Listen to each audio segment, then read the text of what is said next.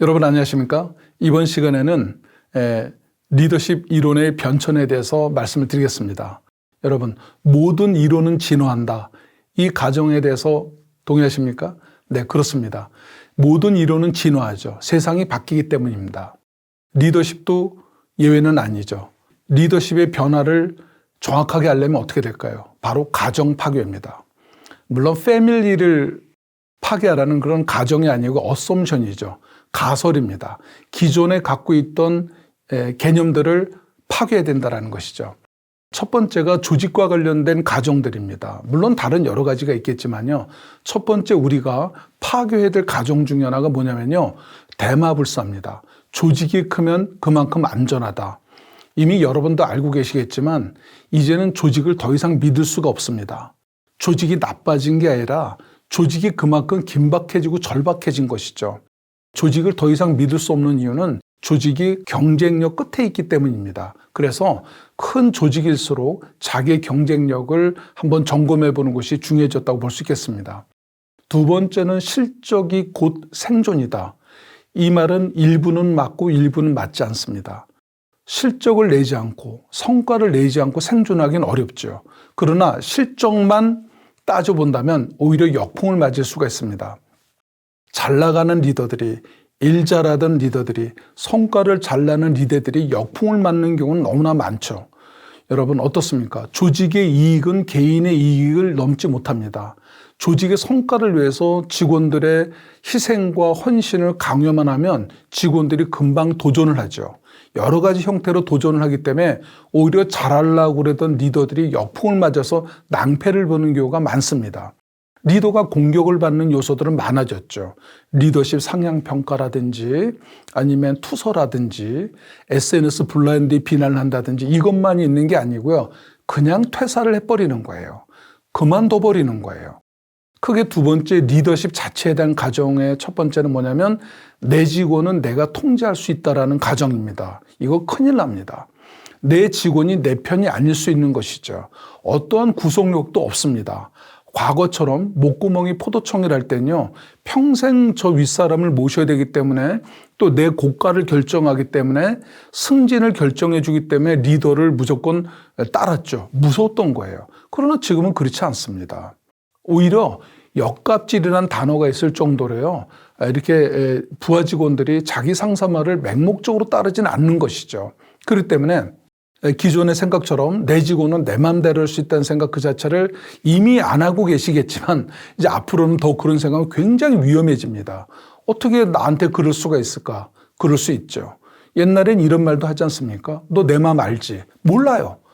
모르기도 하고 알 필요도 없는 거예요. 관심사가 아닌 것이죠. 그렇기 때문에 직원에 대한 경외심을 버리면 안 됩니다.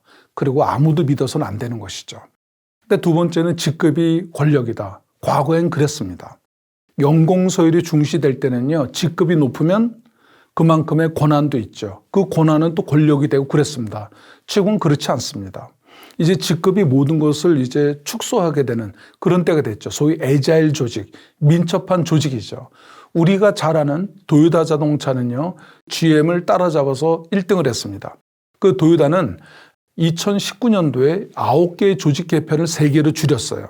지금 우리나라 대기업들도 승진 연한을 폐지하고요. 굉장히 심플한 조직으로 만든 겁니다. 민첩해지고자 하는 것이죠. 직책도 중요하지만 일단 능력이 중요해진 겁니다. 그렇기 때문에 직급이 뭐냐가 보다는요. 내가 무엇을 할 수 있느냐. 즉 연공보다는 내공에 집중해야 되는 것이 현실화됐습니다.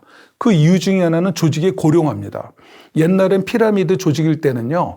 올라가는 사람이 숫자가 적기 때문에 기회가 있었지만 지금은 역삼각형이에요. 너무 많은 거예요. 호칭부터 달라지고 직급도 통합하는 그런 추세이기 때문에 직급이 나의 생존을 보장해 주는 게 아니라 내 실력과 정말 내공이 내 생존을 보장해 준다는 생각을 꼭 해야 될 것 같습니다. 세 번째 직원에 대한 가정인데요. 고용계약보다 심리적 계약이 더 중요해졌습니다. 고용계약은 구성원이 조직에 제공하는 노동력에 대한 경제적인 보상을 문서화해 놓은 것이 고용계약이죠.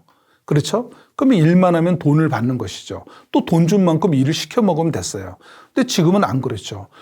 공짜로 일 시키는 것도 아니고 돈 줄 거 다 주는데도 쉽게 퇴사를 해요. 그것은 뭡니까? 바로 고용계약은 유지되지만 심리적인 계약이 따라가지 않는 거예요. 심리적 계약은 문서화되어 있지는 않지만 그 조직에 기대하는 비공식적인 기대감이에요. 내가 인정받는 거, 존중받는 거, 내가 성장할 수 있는 기회, 행복도 이런 것들이죠.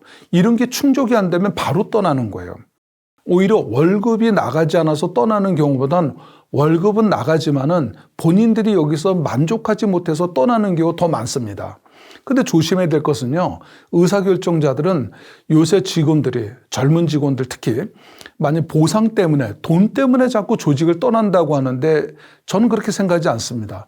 돈 때문에 조직을 떠나는 게 아니라 돈 이외에는 기대할 것이 없기 때문에 돈을 보고 판단하는 게 아닌가, 이런 생각을 합니다. 그래서 직원들의 심리적 계약, 심리적 요인들을 잘 봐야 되죠. 마지막 네 번째는 리더 자기 스스로가 갖는 가정을 파괴하는 겁니다. 그 첫 번째가 뭐냐면 때가 되면 승진하겠지. 그것은 아까도 말씀드렸습니다마는 그런 것은 사라졌습니다. 오히려 이미 직원들이 그걸 알아요. 그래서 승진을 포기하는 사람도 느는 거예요.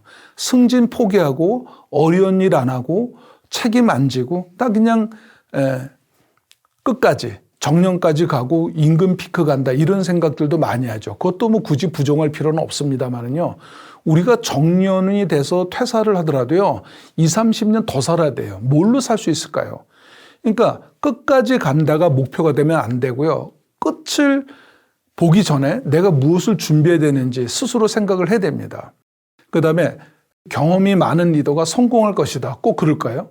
세상의 변화가 너무 빠르기 때문에요. 오히려 경험이 많은 리더가 그 경험이 장애인이 될 수도 있어요. 그렇기 때문에 자기의 과거에 안정적으로 성공했던 경험들을 한번 재점검하고 그것을 다시 개선하는 거 중요합니다. 전공과 믿음은 다른 이야기니까 말이죠. 여러분 생각 어떻습니까? 이 외에도 우리가 파괴해야 될, 다시 생각해봐야 될 리더십 가정들이 많은데요. 이런 조직에 대한 가정, 리더십에 대한 가정, 그 다음에 직원에 대한 가정, 자기 자신의 가정에 대해서 한번 점검해 보신 기회를 갖는 건 어떨까요?